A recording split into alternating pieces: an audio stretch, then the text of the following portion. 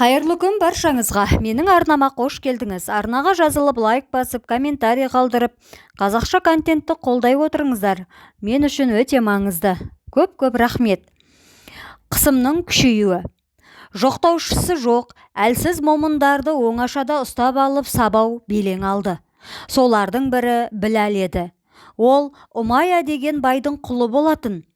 Бір күні иесі оның Мұхамбеттің үйіне барып, Құран үйреніп жүргенін біліп қойды.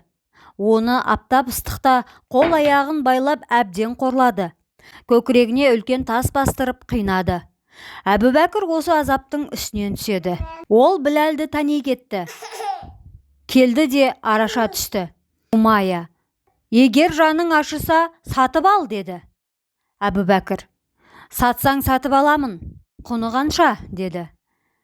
10 мың ділда, деп Умайя ойына келген соманы ойланбай оттай салды. Әбубәкір сұраған пұлын сол жерде суырып берді. Умайя құлды мұншалықты тез сатылады деп күтпеген еді. Ақшаны алып жатып: әй, Әбубәкір, бұрын ақылды адам едің. Сен де Мұхамбеттің уағызын тыңдап алжиын депсің. Есі дұрыс адам мынау сияқты бейшараға сонша ақша төлер ме? Бір тиын берсең де қуана сатар едім. Талай пұлдан қағылдың, деді. Ақшадан қағылған мен емес, сен. Керек болса, Біләлдің басы үшін бар дүниемді тігер едім. Мына қара маймылдың қай жеріне қызықтың? Оның құны терісінің түсінде емес, таза жүрегінде.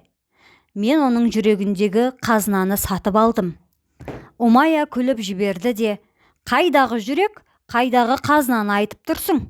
Бұл сұрауы жоқ құл ғана, деді. Әбубәкір: Біләлдің жүрегіндегі қазынаны қияметте көресің. Жүрегі соқыр надандарға ондай қазыналар бұл дүниеде көрінбейді, деді де кетіп қалды. Біләл сол күні азат мұсылманға айналды. Мұсылмандар Мәдинаға барған соң мешіт салды. Біләл бірінші рет азан шақырды. Оның даусының жуандығы сондай, көктегі Сидратул Мұнтағаға дейін жететін.